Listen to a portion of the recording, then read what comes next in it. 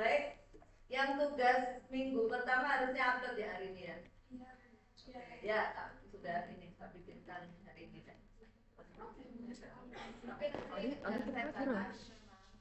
saya cek aja tanggal uploadnya hari ini sampai 23/59. Ya.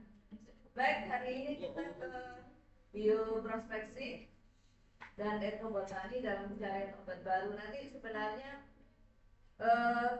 ada beberapa proses dari bioprospeksi itu yang mirip dengan etnobotani, tapi ada bedanya gitu ya. Nanti kita tahu bedanya apa gitu. Tapi ini adalah suatu istilah yang tren gitu ya dalam beberapa di dekade ini, karena memang ada kebutuhan yang besar terhadap pencarian sumber daya hayati gitu yang dilakukan oleh terutama industri-industri besar baik di bidang obat maupun pangan gitu ya. Nah, bioprospeksi sendiri ini adalah istilah yang sebenarnya berasal dari kata biodiversity dan prospecting gitu ya. Yang berarti pencarian sumber daya hayati, terutama sumber daya genetik dan materi biologi lainnya untuk kepentingan komersial. Jadi ada istilah kepentingan komersial di situ. Artinya pasti kalau orang sedang bioprospeksi gitu ya, entah untuk anti kanker, untuk apa, itu ujungnya adalah untuk komersial, untuk nantinya itu bisa didapatkan keuntungan dari suatu perusahaan. Nah, kemudian definisinya ini ada berbagai definisi yang disampaikan oleh beberapa ahli gitu ya. Jadi ada istilah upaya penelusuran sistematik, penelitian mendalam dan penerapan teknologi terhadap keanekaragaman hayati atau biodiversitas ya, yang dapat diangkat untuk kemaslahatan masyarakat dalam kaitannya dengan obat-obatan yang kita mungkin di sini ya, sumber pangan, kosmetik, kemudian dan material baru. Ya, material baru. Kalau kita bicara material baru, ini bioprospeksi itu berkembang bersamaan dengan berkembangnya teknologi yang terkait dengan bioteknologi. Jadi nanti kenapa kemarin sempat saya singgung bahwa kalau ada peneliti atau pencari bioprospeksi dari luar itu ke Indonesia dalam rangka nanti kita bicara biopiracy gitu ya, pembalakan, pencurian, itu tidak harus membawa sesuatu yang bisa dideteksi ke luar negeri gitu ya. Misalnya kalau kita terkait dengan gen, protein, sumber-sumber biogenetik, itu mereka hanya butuh sampel sedikit, kemudian dilakukan pengujian di sini juga, yang nanti hasilnya itu bisa langsung dikirim ya email misalnya ke luar negeri. Jadi mereka pulang tidak kelihatan bahwa mereka sudah mencuri sesuatu di sini ya, dan itu sering terjadi. Datanya nanti kalau kalian baca ketika yang dapat tugas ini tentang bioprospeksi dan biopiracy, itu nanti akan kelihatan bahwa selama berabad-abad gitu ya istilahnya, tidak sekedar mulai zaman VOC dulu merampok kekayaan alam di negeri kita gitu, tapi di negara-negara lain sampai hari ini kasus biopiracy itu masih terjadi. Makanya lahir ada nanti berbagai macam perlindungan untuk masyarakat lokal, untuk negara yang diambil sumber daya hayatinya gitu ya. Itu karena dunia internasional tuh sering dapat istilahnya protes itu akhir-akhir ini bahwa sumber daya genetik mereka dicuri oleh suatu perusahaan di negara maju. Nanti beberapa saya contohkan itu. Ada sedikit perbedaan. Bioprospeksi adalah penelusuran, klasifikasi. Kalau kita lihat di sini ada istilah klasifikasi, penelusuran, investigasi, ini masih mirip dengan apa yang dilakukan ketika studi etnobotani ya, secara sistematik produk yang berguna seperti senyawa kimia baru, bahan aktif, gen, protein, informasi genetik lain untuk tujuan komersil dengan nilai ekonomi aktual dan potensial yang ditemukan dalam keragaman hayati. Nah, yang sering terjadi, yang sedikit sekali dieksplorasi di Indonesia itu produk-produk yang berasal dari marine. Mungkin kalian nanti harus ada di antara kalian ya yang tertarik untuk meneliti kandungan tanaman yang berada di bawah laut. Ilmuwan kita masih sedikit soalnya di sana. Jadi ini potensi besar untuk dikembangkan untuk obat-obat yang misalnya sampai hari ini belum ditemukan yang poten gitu ya. Ya ada, tapi side effect-nya juga lumayan. Seperti obat anti kanker, antibiotik yang sekarang resistensinya sudah gila-gilaan ya di negara kita terutama. Bahkan negara kita itu istilahnya di Asia Tenggara itu lumayan paling tinggi lah ya, jaringan tinggi, masih kalah sama Malaysia. Malaysia masih bisa ditekan, tapi di Indonesia kacau antibiotik sekarang gitu ya. Kenapa kira-kira? Terkait sama, sekali lagi, apapun yang terjadi di negeri ini itu kaitannya dengan literasi penduduk kita yang sangat rendah gitu ya. Jadi kalau kalian nanti praktek, kalian bisa ngalamin. Sekarang ini aturan diperketat, bahkan untuk apotik tidak diperbolehkan sama sekali menjual antibiotik. Saking bingungnya gitu ya membuat kebijakan itu bagaimana menekan resistensi antibiotik yang sudah pada tingkat yang sudah parah di Indonesia gitu ya. Jadi kalau ada kejadian, bahkan kemarin yang heboh itu anaknya dokter bayi masih meninggal gara-gara infeksi gitu aja. Infeksi membuat meninggal, kenapa? Karena nggak ada antibiotik yang mampu menyembuhkan. Itu kan resistensi gitu ya. Jadi banyak sekali kasus-kasus yang harus ditangani dengan antibiotik yang lebih tinggi. Lebih tinggi artinya apa? Lebih mahal. Nanti ketika itu terjadi resistensi, naik lagi gitu. Kalau kalian misalnya hari ini infeksi kemudian minum amoxicillin sudah nggak ada efeknya, kalian harus ganti ke atasnya Cipro misalnya, Cephat kayak gitu. Dan itu harganya jauh lebih mahal gitu kan. Jadi biayanya juga meningkat. Belum lagi penemuan antibiotik itu biasanya jauh lebih lama dibanding penemuan obat baru yang lain. Selama ini antibiotik ditemukan, kalian tahu sejarahnya penemuan penisilin itu ditemukan tidak sengaja. Nah sekarang banyak pencarian obat untuk antibiotik atau antimikroba atau antibakteri. Kalian tahu bedanya antibakteri sama antibiotik? Semester berapa nih? Pak, tahu bedanya? Tidak tahu. Ada orang menyebut antibakteri, ada orang menyebut antibiotik. Apakah dalam tanda kutip mikroba atau kuman yang dituju itu sama? Sama-sama bakteri? Sama-sama bakteri. Kenapa yang satu disebut antibakteri, yang satu disebut antibiotik?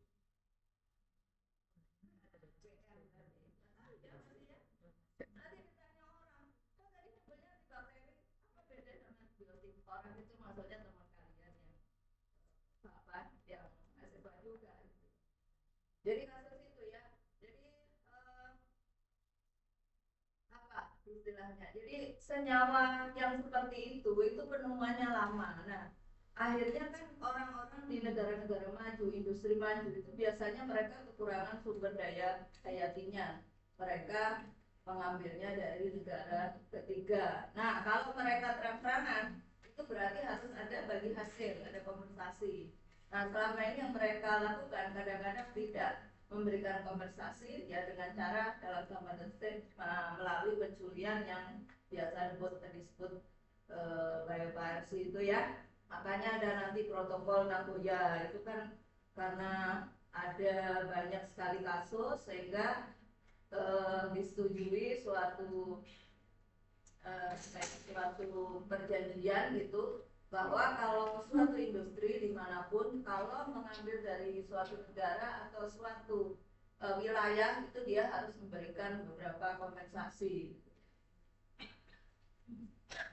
Merin itu banyak sekali dicuri selama ini ya. Kalau menurut beberapa teman yang juga tertarik dengan Merin, kenapa mereka tidak bisa secanggih? Nah, nanti problemnya kenapa geoprospeksi jadi masalah untuk negara ketiga? Itu kadang-kadang kita ketinggalan dalam hal teknologi gitu ya. Jadi kalau ada senior saya yang konsen mulai S1 dulu Merin, tapi sekarang tidak bisa berkembang itu karena faktor biaya. Jadi kalau dia harus diving, kemudian membawa material dari bawah laut, kemudian dibawa ke laboratorium di Jawa, itu bisa sekali bawa itu bisa 50 juta kayak gitu ya. Selama ini kalau ilmuwan dari Jepang, Korea, kemudian Prancis, Jerman itu ngambil dari bawah laut, itu mereka sudah prepare juga peralatannya, di atas itu sudah ada laboratorium mini di kapal mereka, sehingga mereka nggak perlu bawa kemana-mana, dipreparasi di situ. Misalnya mau dilakukan pengujian antioksidan, mereka bisa langsung ekstraksi di situ sehingga tidak mengalami perubahan. Sementara kalau kita gitu ya, karena belum menyiapkan secanggih itu ya, itu biasanya dibawa ke laboratorium yang itu jauh dari lokasi pengambilan. Saya ngambilnya di laut yang ada di Sulawesi, sementara laboratoriumnya di sini, misalnya di Jawa. Nah, itu harus dibawa dengan kondisi khusus karena kalian tahu kondisi di bawah laut dalam berbagai hal sangat berbeda dengan di atas laut. Jadi kalau sampai terkena cahaya misalnya, ya itu akan mengalami oksidasi sehingga efeknya bisa berubah, merusak zat aktif yang ada di situ karena tekanan di atas dan di bawah beda, cahaya juga di atas di bawah beda, jadi semuanya berbeda. Nah, seperti itu contohnya, dan masih banyak pertimbangan lainnya yang membuat penelitian BRIN sekarang, dulu LIPI ya. Kalau kalian mungkin nanti ya harus ada yang ada di sana ya, karena apa?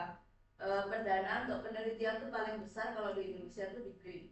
Ya, kalau di akademisi seperti kami di kampus itu tidak terlalu besar kalau mengandalkan pendanaan dari internal dikti sendiri gitu ya, harus kerjasama dengan BRIN untuk dapat dana yang lebih besar. Jadi kalau kalian memang mau jiwanya itu peneliti, mau menemukan suatu obat baru misalnya, bergabung dengan BRIN itu adalah yang baik. Dan kalian kerjanya saya kira lebih fleksibel, tidak harus ngantor tiap hari gitu ya.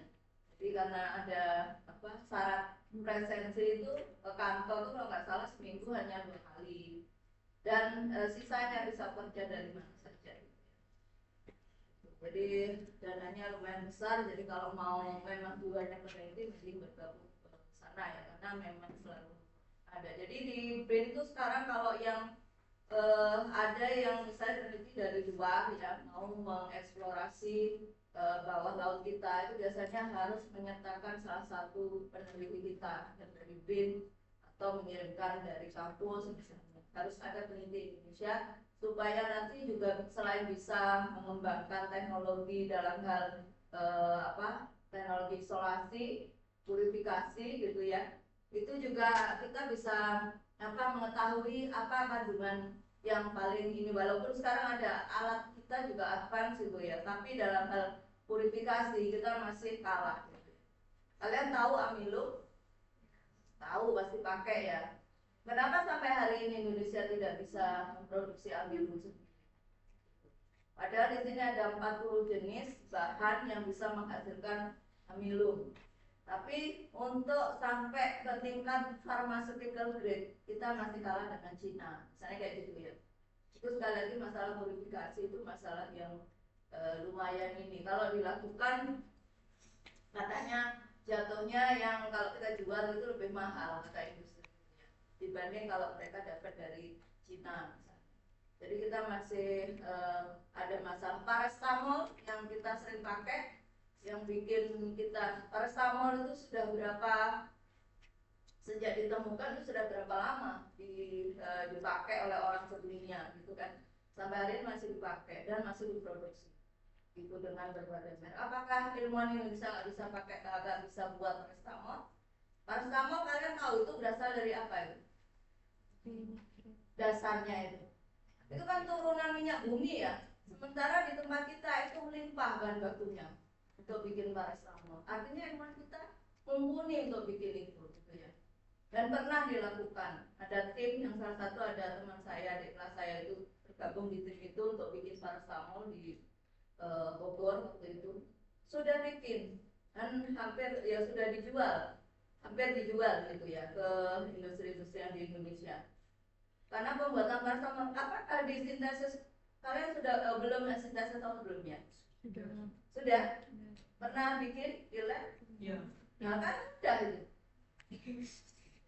Udah sebenarnya paracetamol, apalagi kalau dibuat oleh suatu industri. Tapi kenapa kita nggak pernah bikin paracetamol sendiri? Kira-kira kenapa menurut kalian? Oh itu bukan suatu proses yang sulit buat paracetamol. Dan bahan bakunya melimpah-ruah di Indonesia. Karena itu berasal dari salah satu hasil dari minyak bumi. Lagi-lagi kita terbentur kenapa kalau Cina yang produksi paracetamol itu harganya jadi sangat-sangat murah. Industri kan menghitung ya, istilahnya kacek Rp25 per tabletnya. Dan itu sudah sampai ke gudang istilahnya, hitungan itu sampai ke gudang. Sementara yang produksi yang dari Indonesia tadi, yang dari kita, itu selisih yang 25 itu kan masih harus ngangkut, bayar biaya angkutan transport ke industri. Nah mereka ya mikir karena perharinya mereka bisa ribuan terjual, gitu kan ya. Jadi kalau misalnya sebulan berapa itu uang yang, apalagi kalau bermerek ya, misalnya paracetamol yang bukan generik, itu mereka hitung juga banyak. Akhirnya apa? Kami aja kalau beli dari Cina itu belinya cuma sekian rupiah, itu sudah sampai gudang. Kalau beli di sini harga sekian itu masih harus bayar transport, ada uang ininya gitu kan. Akhirnya mereka nggak mau beli. Intinya bisa bikin, nggak bisa jual. Industri ngitung walaupun kaca istilahnya 25, 20 rupiah, 10 rupiah itu kan piro kan gitu ya. Jadi itu problemnya. Menurut kalian kenapa Cina bisa produksi apapun dengan harga murah? Satu, gaji pekerjanya murah, iya tidak. Di sana mahasiswa S3 kerja di industri itu gajinya jauh lebih murah daripada S1 di beberapa negara yang lain. Tapi udah biasa kehidupannya murah di sana memang. Itu gak masalah gitu. Kecuali yang memang punya keahlian khusus. Satu itu. Kedua, semua industri UMKM itu dilindungi sama pemerintah, disubsidi. Bahkan kalau ada SNI ibaratnya di sini, misalnya mau masuk Indonesia kan harus lulus SNI. SNI-nya itu dibelikan sama negara, dibelikan ya. UMKM kita harus ngurus sendiri bayar, itu baru SNI loh ya. Dibelikan karena ada teman di badan standarisasi itu yang mengurus SNI itu pernah bilang kemarin itu Cina beli 6.000 SNI, 6.000 untuk UMKM di sana. Kenapa? SNI apa itu? Benih, iki opo iki, peniti, itu ada SNI-nya dan itu dibelikan untuk. Jadi saya industri rumahan tuh bisa bikin ini benih, selerean itu, terus peniti, brose kalian itu misalnya harus ada SNI dibelikan supaya Pak bisa masuk ke sini. Mereka melindungi dulu dengan aturan bahwa ini sudah, apalagi yang lain, AIS misalnya, kalau kayak SNI ya, itu ada ini aja. Nah artinya mereka melindungi. Malah saya dengar juga bahwa kalau UMKM bisa ekspor produknya keluar dari Cina, itu mereka disubsidi itu berapa? Kalau nilai ininya saya lupa. Pokoknya disubsidi. Artinya kalau mereka jual rugi pun mereka masih untung dari subsidi itu. Kalau bisa ekspor. Sampai segitunya melindungi itu. Karena mereka berpikirnya begini, misalnya kayak sekarang ya kan masuk ke Shopee, masuk kemana itu banyak ya produk Cina ya. Karena saya sering beli peralatan untuk elektronik listrik dari sana dan itu gratis ongkir. Kalaupun bayar ongkir itu kayak bayar lokal gitu aja. Sampai di sini mereka punya armada. Nah seperti itu perlindungannya. Nah kita kalian sudah tahu lah ini Indonesia gelap ini ya kayak gitu. Kita mau mendirikan usaha ya, usahanya kita yang farmasi saja, nggak usah jauh-jauh. Ngurus BPOM aja semuanya ya. Kalau kalian pakai yang jalur ini gitu, nunggu, oh ini belum turun PR saya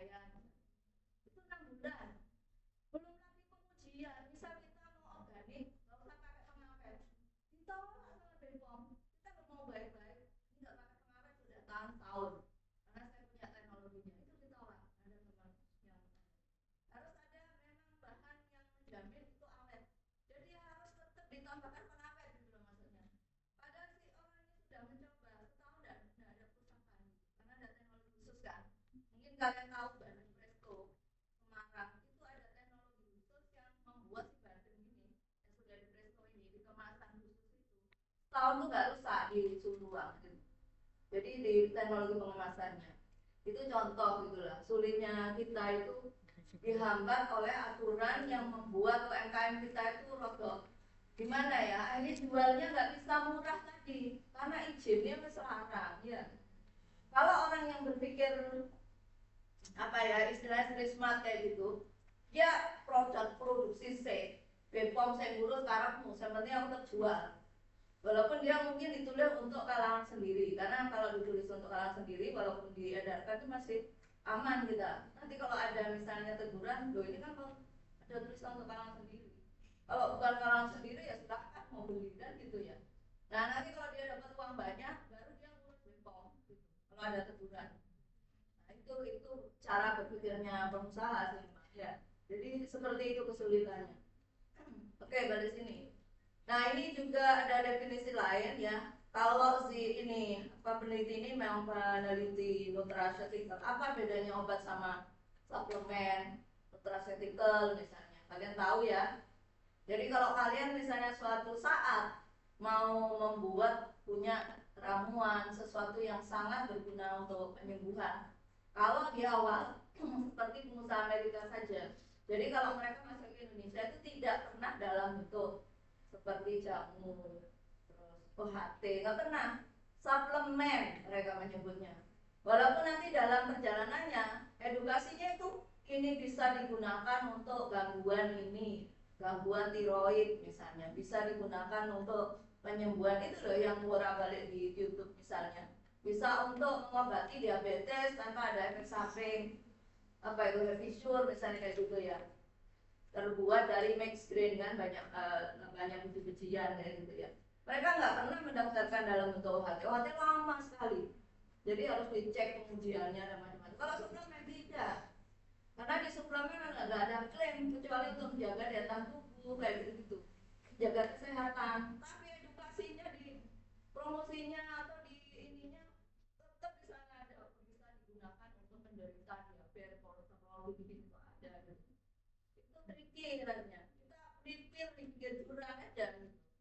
Kalau mensiasati sesuatu yang sangat sulit untuk jadi bioprospeksi sebagai nutrasi ini khusus ya, nutraceutical value yaitu nilai yang terkandung dalam zat makanan atau bagian dari makanan yang memberikan manfaat medis atau kesehatan termasuk pencegahan dan perawatan penyakit.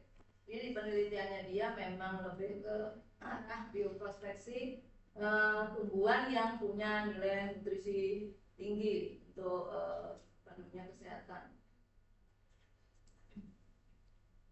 Nah sebagai masyarakat pengamu dan pemburu, kalian pemburu dan apa lagi satunya, pelaut ya, itu yang nenek moyang dulu kan. Tapi kalau kita itu nggak seperti dulu ya. Pernah dengar ceritanya Helmianya di podcastnya nggak? Oh saya nggak pernah main sejauh itu bu, habis waktu saya gitu ya. Artinya benar loh ya. Jadi zaman dulu kapal-kapal Indonesia itu ya, kapal-kapal zaman dulu terutama yang dibuat oleh orang-orang di daerah Maluku sana itu ditakuti loh ya di dunia itu. Karena kalau ketemu mereka itu alamat seperti kalau ketemu bajak laut ya. Jadi mereka itu kalau tabrakan itu malah membenturkan gitu loh. Yang itu kapal pinisi contohnya. Nah itu mereka pasti hancur gitu ya. VOC pun tahu. Gitu. Bahkan orang Portugis pun itu sudah mengenal bahwa kapal-kapal dari Indonesia zaman itu memang sangat kuat. Ditembak pun belum tentu bisa membolongi kapal itu. Hebatnya seperti itu. Kalau kalian baca bukunya Helmi Yahya yang dia pas podcast itu dia juga bahwa nenek moyangku pelaut itu bukan lagu ecek-ecek itu. Memang terbukti zaman itu pelaut Indonesia itu ditakuti. Tapi sekarang coba pelaut kita ditakuti enggak ya, karena Indonesia gelap kan gitu. Banyak yang tidak bisa dilakukan hari ini itu bukan karena masyarakat Indonesia itu terus apa IQ-nya turun kayak gitu ya, enggak ya. Ya tapi literasi memang kita rendah gitu. Sehingga ada kesimpulan kalau masyarakat Indonesia itu IQ-nya hanya 78. 78 itu adalah sekali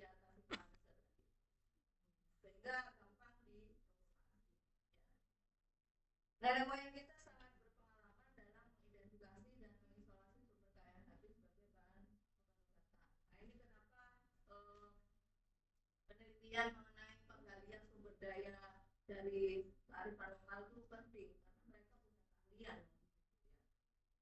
Nah, kenapa sih bioprospeksi perlu dilakukan? Nah, pada dunia modern, bioprospeksi menjadi implementasi untuk mencapai sasaran pembangunan berkelanjutan. Kalau kalian baca tentang Sustainable Development SDGs, misalnya kayak gitu ya, itu kan sedang gencar-gencarnya dilakukan. Ini karena dapat melindungi dan melestarikan hutan, keanekaragaman hayati, serta melindungi kearifan lokal masyarakat hukum adat. Ini terjadi setelah adanya perjanjian Nagoya ya. Kalau dulu kearifan lokal itu tidak dilindungi, jadi bisa dicuri oleh orang manapun. Gitu. Kemudian masyarakat hukum adat itu yang hidupnya lekat dengan hutan dan keragaman hayati memiliki pengetahuan luas mengenai manfaat tumbuhan untuk pengobatan, karena hampir semua kebutuhan masyarakat pada saat itu bergantung pada tumbuhan, pada alam gitu ya. Jadi memang mereka punya pengetahuan yang luas. Nah, pengetahuan tradisional mereka ini sangat bermanfaat nantinya bila disandingkan dengan pengetahuan ilmiah. Artinya karena masyarakat modern itu kalau memang mau menggunakan informasi itu harus dicari evidence-nya gitu ya. Jadi harus disandingkan dengan pengetahuan ilmiah, metode ilmiah, sehingga menghasilkan informasi akurat sebagai jalan penemuan sewa dunia baru yang bermanfaat. Nah, tadi saya sampaikan bioprospeksi itu perkembangannya sejalan dengan kemajuan bioteknologi. Ini sebenarnya panjang, nanti yang bagian bagaimana kok bisa dinyatakan bioprospeksi itu perkembangannya bareng sama bioteknologi, itu ada kalau kalian baca makalahnya nanti, artikelnya. Nah, mengenai bioteknologi, kalau kalian misalnya ahli bioteknologi, kenapa bioteknologi itu ada di semua keilmuan? Kalian tahu di pertanian itu ada bioteknologi. Ya, di biologi yang bukan farmasi pun ada bioteknologi.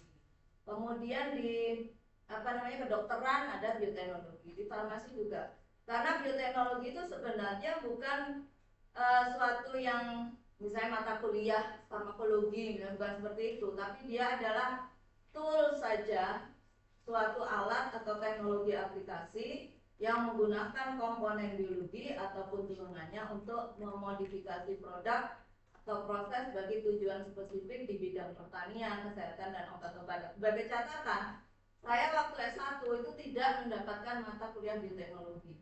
Belum ada di Indonesia waktu itu.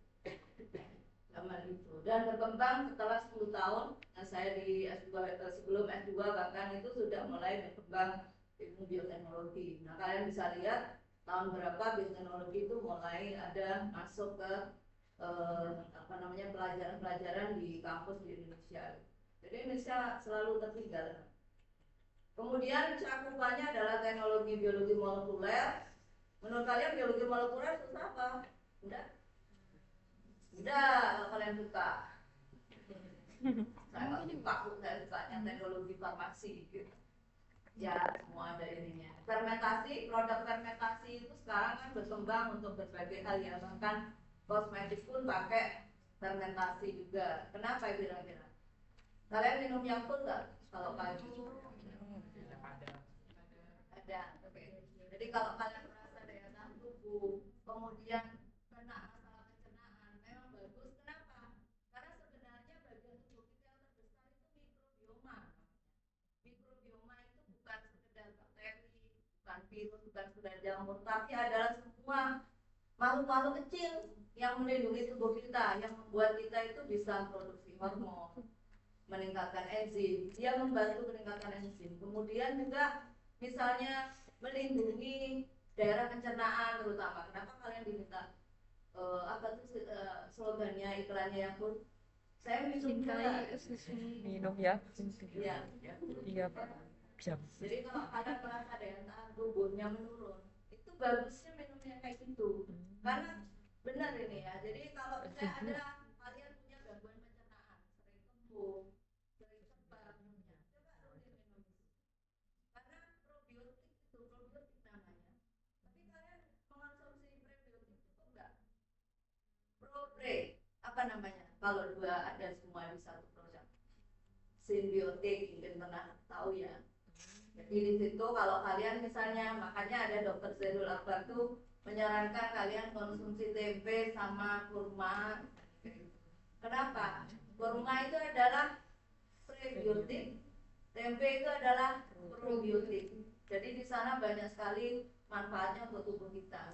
Ya, Yakult itu salah satu yang saya nggak promosi ininya ya, karena produk ini apa yang lain yang kalian kenal merek yang probiotik selain Yakult gitu ya?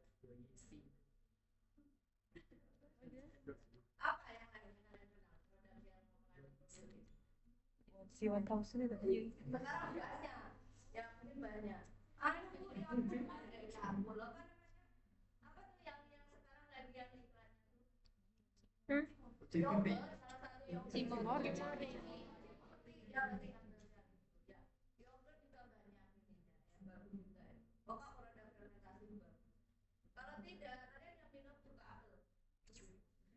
Bukan kemudian tuh penting. Ini caranya ditaruh di air bergelas gitu ya. Kemudian kalau kalian nggak terlalu suka rasa pedasnya, itu juga bisa melindungi pencernaan dan tubuh kita gitu ya. Produk fermentasi itu juga. Kalau di kosmetik itu apa kira-kira fungsinya? Kalian tahu ada kosmetik mengandung probiotik? Jerawat ya? Melindungi kulit kita dari banyak sekali masalah. Tapi itu ada produknya biasanya ada. Kalau yang ini agak mahal gitu kan. Karena untuk membuat rekayasanya itu juga tidak mudah seperti kalau saya bikin yang probiotik. Menjaga supaya dia tetap hidup. Gitu. Itu alarm ya barusan. Iya, Bu. Baik, saya lanjutkan.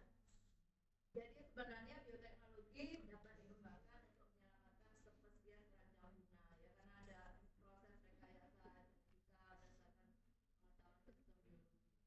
Nah, sebenarnya bioteknologi itu sebenarnya bisa dikembangkan dalam berbagai bidang, dalam berbagai keperluan. Cuma kadang-kadang harus perhatikan di situ masalah etika. Dulu mungkin kalian kenal masalah cloning ya. Cloning apa yang pernah kalian dengar? Cloning nggak berhasil tuh mati dulunya. Karena ada satu kesalahan di situ. Tapi sebenarnya bisa, makanya pernah dengar kan? Mungkin yang kalian lihat di film-film itu bisa terbukti. Jadi misalnya kita dapat DNA-nya dinosaurus. Nah, kemudian di sana kemudian direkayasa di laboratorium terus benar-benar jadi. Itu kan kayak hayalan. Tapi kata salah satu ilmuwan, sebenarnya pembekuan ya fosil itu ada misalnya ditemukan di kutub utara beku. Itu sebenarnya dalamnya masih ada yang tidak rusak. Berarti Fir'aun bisa dong ini. Hidupkan lagi katanya ya, diambil. Tapi secara etika kan tidak boleh. Ilmuwan hanya menyatakan ada kemungkinan tuh bisa hewan-hewan yang ditemukan misalnya di kutub utara membeku dalam bentuk utuh itu kan ada, masih utuh benar. Karena dia pada saat itu ada semacam badai es gitu ya, kemudian kena ini terus membeku. Nah, kondisi di dalam itu masih utuh. Jadi itu bisa ditumbuhkan lagi. Cloning bisa, itu juga bisa. Cuma masalah etika kan membatasi itu. Kalau ada orang ilmuwan canggih yang kayak di film-film gitu, tapi dia etikanya, moralnya jelek, kemudian dia produksi sesuatu di lab gitu, ya jadinya kayak COVID kemarin itu ya. Jangan dikira COVID itu tidak ada unsur rekayasanya, ada gitu. Baik, kemudian bioprospeksi itu ada 4 tahap yang utama ya. Jadi di tahap 1 ini adalah proses yang mirip dengan ketika kita studi etnobotani, ada inventarisasi pengetahuan lokal, ya, eksplorasi sumber daya hayati dan koleksi spesimen. Ini adalah pekerjaan yang sama. Artinya ada perbedaan di sana. Kemudian tahap 2-nya ini mulai berbeda karena di etnobotani pun bisa ke tahap ini kalau kalian sudah menghitung nilai indeksnya. Misalnya tumbuhan ini ternyata use value-nya sangat tinggi, dekati 1, maka kalian bisa lanjut ke laboratorium untuk identifikasi dan isolasi senyawa aktif seperti ini ya. Dan nanti karakterisasi dan produksi senyawa spesifik. Produksi itu bisa artinya dia memang diproduksi terus dari bahan alam, ada yang dibuat semi-sintesisnya atau sintesisnya karena keterbatasan sumber dayanya. Misalnya tanaman tertentu itu endemik yang tidak bisa tumbuh di tempat lain untuk menghasilkan kadar yang sama. Kalian tahu timi? Timi herba. Timi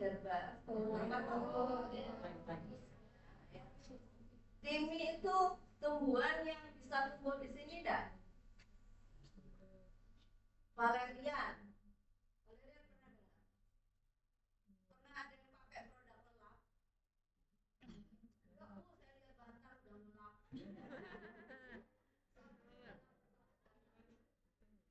Saking keselnya. Iya, dia lelap tuh kalian lihat nanti ada valerian. Valeriannya itu adalah salah satu yang nama valerian. Tumbuhan itu ya, itu punya efek seperti pala ya. Jadi kalau di belah kalian lihat kok ada miristika sama valerian, itu adalah strateginya perusahaan kita di sini. Karena valerian bukan tumbuhan asal Indonesia. Kita pernah menumbuhkan di sana di Bung. Itu diketawain sama orang Tawang mau karena bisa tumbuh, tapi karena nggak pernah berbunga, dia harus di ketinggian sekian. Nggak pernah berbunga artinya dia tidak pernah bisa menghasilkan metabolis udara yang cukup untuk efek itu, efek untuk anti insomnia itu ya. Kayak pala. Kalau kalian nggak beli valerian kemudian nggak bisa tidur, itu ya pala itu kalian tumbuk kasih minyak kayu putih taruh sini. Kayak orang dulu ya. Jadi orang dulu itu kalau itu di bayinya rewel itu biasanya dibetes no pala atau diparut gitu, kemudian kasih minyak kayu taruh sini bayinya. Sebentar aja dia tidur. Ya. Jadi untuk produksi senyawa spesifik ada beberapa tanaman yang harus untuk lokasi sangat spesifik, ya termasuk timi tadi. Timi itu di Tawangmangu yang paling atas di Tegal Bringo namanya, itu di ketinggian 1100, itu bisa tumbuh dan menghasilkan zat yang cukup tinggi, timi herba. Tapi kita tumbuhnya mungkin bisa. Kalian tahu bunga puring? Tahu. Nah, pernah kalian lihat bijinya atau bunganya? Bukan. Gak pernah, dikiranya itu hanya tumbuhan yang hanya ada daun di sini. Ya. Coba taruh daerah di Bandung sana, itu ada bunganya, ada bijinya, karena kondisi geografisnya memungkinkan seperti itu loh ya. Senyawa juga sama, jadi kalau dia nggak tumbuh di lokasi yang memang spesifik, dia nggak bisa menghasilkan kadar metabolit yang diinginkan. Kemudian ada screening, kemudian konfirmasi aktivitas biologis di tahap 3, kemudian tahap 4 pengembangan. Artinya di sini ada formulasi, pengujian formulanya tadi, kemudian komersialisasi ya. Ini contoh kalau misalnya untuk marine biodiversity ya, blue bioprospecting misalnya, marine bioprospecting gitu, ya sama kayak gitu ya. Jadi awalnya mengumpulkan, kemudian isolasi, ekstraksi, purifikasi, kemudian screening farmakologi, identifikasi, kemudian product development, diuji, baru komersialisasi. Kayak gini. Jadi marine ini sebenarnya kalau kalian tertarik penelitian, itu banyak penelitian yang belum bisa dikembangkan gitu ya, eman-eman sebenarnya. Karena kita itu kan, kalian tahu bahwa laut kita itu lebih luas daripada daratan. Ya nggak cuma kita ya, di seluruh di muka bumi itu 2/3 adalah lautan air gitu ya. Hanya 1/3 ya. Dan itu kalau kalian baca di Al-Quran ada. Jadi lebih luas itu. Artinya apa? Yang tidak kita tahu di bawah laut itu jauh lebih banyak. Nah, kalau ada penelitian, kalian seharusnya tertarik untuk penelitian di bawah laut. Belajar dari itu. Laut kita. Nah, kemudian ada bioprospeksi dalam film. Ya ada. Jadi kalau kalian lihat yang anaconda dan kontinennya ini ada pencarian obat yang dapat memperpanjang usia sel-sel di tubuh manusia. Kalau sekarang anti-aging itu juga menjadi salah satu konsen penelitian di banyak industri. Kemudian ada Deep Blue Sea, ini mengenai penelitian obat Alzheimer pada spesies ini ada film lama. Kemudian ini contoh bioprospeksi penemuan Paclitaxel atau taxol kemarin dari Enobotani awalnya, tapi dikembangkan sehingga jadi bioprospeksi ya dari Cemara Taxus vertifolia. Kemudian juga sebuah program ini di University of Illinois Chicago. Kalau di luar negeri kampus itu bergandengan langsung dengan industri, sehingga yang ditemukan di kampus langsung produksi di industri. Di mana saja di Korea, kalian tahu Samsung kalian yang sering kalian gunakan itu adalah produk dari kampus, ya penelitiannya dari kampus sering diproduksi. Jadi gandengan gitu. Kalau di kita masih ABC-nya itu government sama industri sama university itu belum gini soalnya, belum. Jadi kadang-kadang ada gap di sana yang itu mengharuskan masih ada proses lagi yang lainnya. Menemukan molekul aktif dari tumbuhan di Vietnam dan Laos yang digunakan untuk terapi malaria, TB, AIDS dan kanker. Nah ini Taxus brevifolia. Nanti kita lihat yang di Indonesia Taxus sumatrana itu ya. Kemudian ada contoh bioprospeksi jamur morel di Taman Nasional Gunung Rinjani. Ini adalah jamur satu-satunya ditemukan pertama di zona tropis yang bernilai ekonomi tinggi dan dapat dikonsumsi. Kalau di China, jamur morel itu digunakan untuk mengobati gangguan pencernaan, batuk dan sesak nafas, mengandung senyawa antitumor, antiseptik, radang. Nah ini harganya jenis jamur termahal di dunia karena harganya 6 juta per kilonya dengan kandungan antiseptik tinggi berhasil sebagai. Kemudian ini yang Taxus yang dari Indonesia, Taxus sumatrana, ini sama kandungannya juga taksol di Taman Nasional Kerinci Sebelat yang langka ya, karena di sana juga diambili gitu ya yang masyarakat lokal sehingga perlu diproduksi. Kemudian ada pohon saninten, ya, saninten itu nama lainnya biasanya disebut rambutan hutan ya, Argentea. Ini buah nangka di Gunung Cermin, biasanya bijinya itu kayak chestnut gitu ya. Nah itu dijual kalau di luar negeri cukup mahal. Di Eropa itu ada juga masanose gitu. Tapi manfaatnya juga banyak untuk kesehatan ya, terutama untuk nutrisi gitu. Tapi ini juga tidak banyak diproduksi mungkin karena tanamannya itu tidak banyak.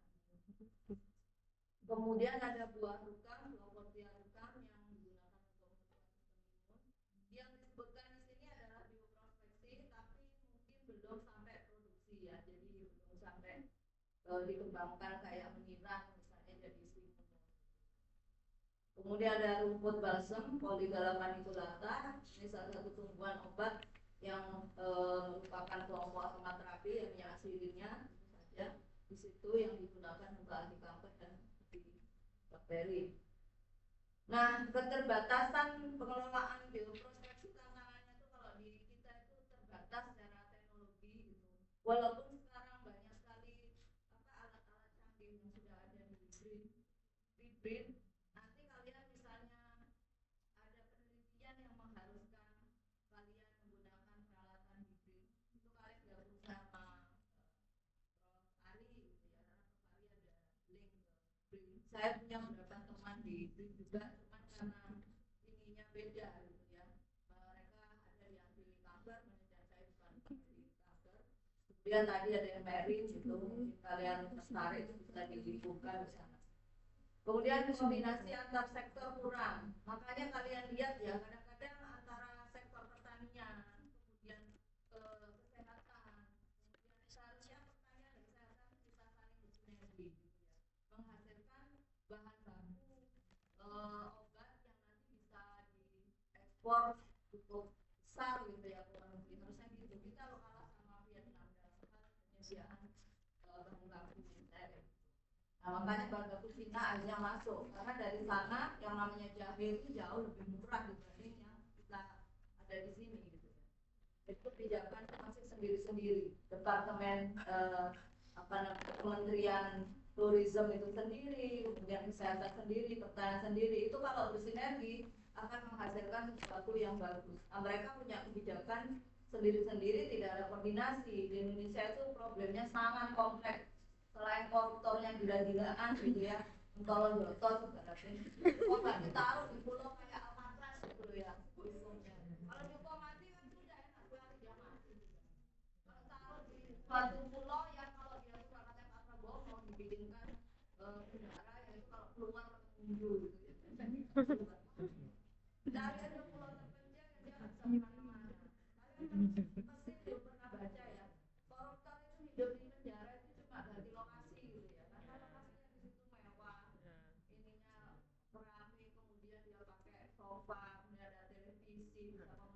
Bahkan mereka bisa jalan-jalan kayak gaya itu, nonton pertandingan di sini di sana itu, karena duitnya banyak bisa bayar. Dan itu terjadi di banyak sekali penjara. Makanya taruh aja di penjara kayak Alcatraz di Amerika yang seremnya kayak gitu ya, apapun ada. Kalau kita lihat, sekarang Alcatraz ditutup. Kenapa? Biayanya tinggi, ya kan menuju tempatnya juga jauh, sehingga sekarang jadi tempat wisata. Kalau kalian mau wisata ke kemudian juga tantangannya juga adanya biopiracy, pembajakan bahan hayati dengan bertambahnya kebutuhan bahan baku bagi industri kesehatan, obat-obatan, pertanian, makanan dan lain-lain ya. Nah, kemudian dengan adanya nanti biopiracy-nya di bawah, kemudian ada protokol Nagoya yang terkenal sekali ya, perjanjian internasional yang mengatur tentang akses terhadap sumber daya genetik dan pembagian keuntungan yang adil dan seimbang antara pengguna dan penyedia sumber daya. Intinya masyarakat yang punya atau negara yang punya sumber daya itu harus dikasih keuntungan juga. Ya, selama ini tidak. Jadi mereka itu mengambil. Pernah kami di Stoja itu ya, teman saya yang ke Kupang, itu orang sana bilang jadi berapa tahun yang lalu sudah ada peneliti dari Prancis ke sini. Kita selalu ketinggalan. Terus kita kemana gitu ya, ke daerah di Makassar sana, itu juga katanya sudah ada peneliti dari Belanda ke sini kayak gitu. Kita ketinggalan. Nah, masyarakat adat yang memiliki pengetahuan lokal dan keanekaragaman hayati harus dapat direalisasikan melalui pembagian keuntungan yang adil dan seimbang. Intinya seperti itu ya. Jadi intinya adalah keuntungan dihasilkan dari upaya bioprofesi harus dikembalikan ke masyarakat adat. Selama ini kan tidak. Yang sudah melakukan itu sejak lama itu Costa Rica. Jadi dia menandatangani sekitar 20 perjanjian kerjasama dengan merek ya, industri yang kita kenal cukup besar, industri raksasa, yang saat itu bernilai $1 miliar untuk keperluan bioprofesi tadi. Jadi ada transfer teknologi, kemudian juga pengembangan kelembagaan yang ada di Costa Rica, dan tentu saja keuntungannya. Nah ini terakhir biopiracy yang merupakan pencurian sumber daya hayati untuk keuntungan individu, dalam hal ini tidak individu ini ya, korporasi juga, tapi merugikan komunitas yang lain. Jadi pembajakan sumber genetik lokal untuk kepentingan asing. Jadi ini suatu praktek eksploitasi sebenarnya dan tanpa izin. Ya. Contohnya ini dulu pernah perusahaan farmasi di Amerika itu mematenkan MIBA atau NIM yang jenis yang ada di India, Azadirachta indica. Nah, setelah ditelusuri karena India akhirnya membuat pengaduan, yang ditelusuri dari dokumen-dokumen serta informasi dari masyarakat India, pohon NIM ini merupakan pohon asli dari India. Karena di India, NIM ini adalah suatu pohon yang seperti tanaman yang punya khasiat 1001 gitu ya, dibuat untuk berbagai keperluan masyarakat di India. Oke, bentuknya kayak gitu. Saya sampai jam berapa? 9.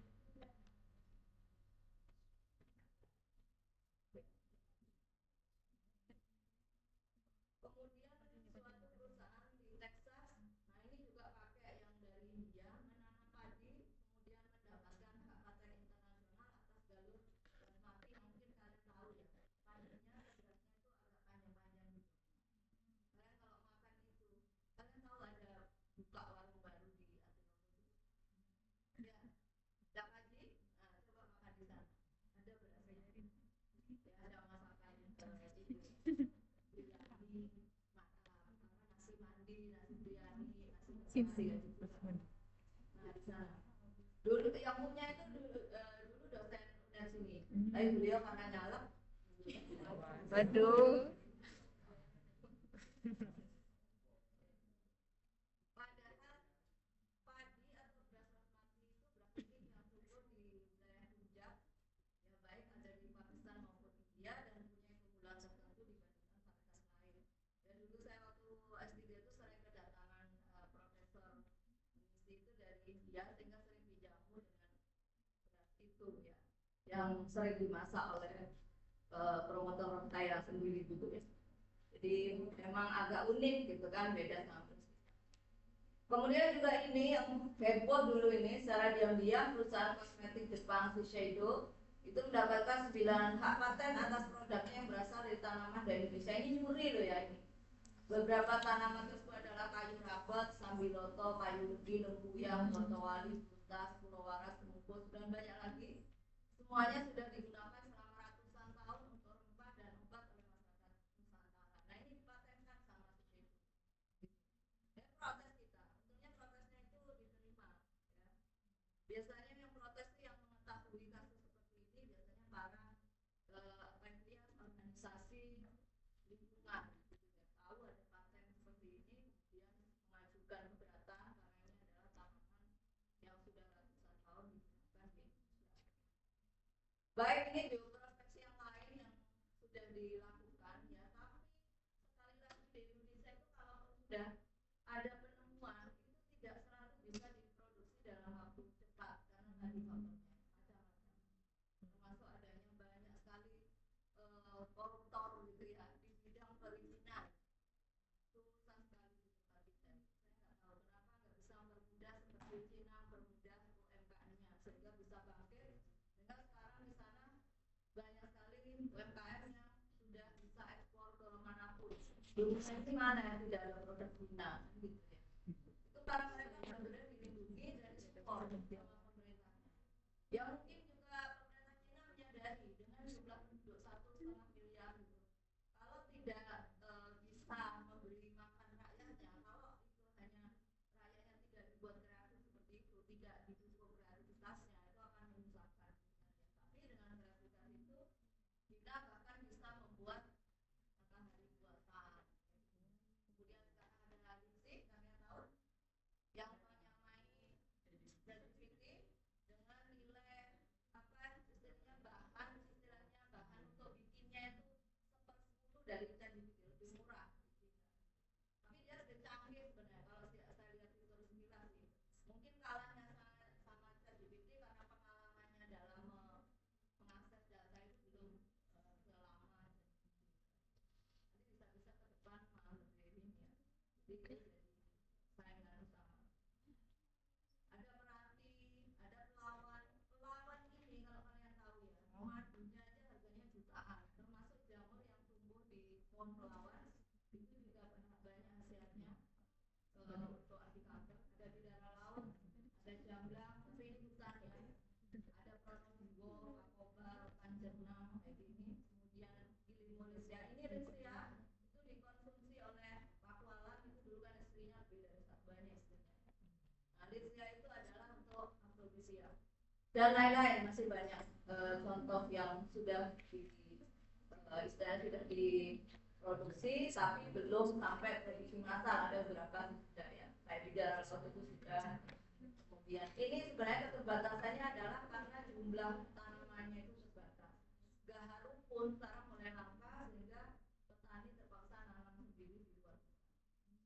Tugasnya untuk ini sama masih, jadi buatlah makalah mengenai bioprospeksi dan biokomersi tanaman obat dengan melebih.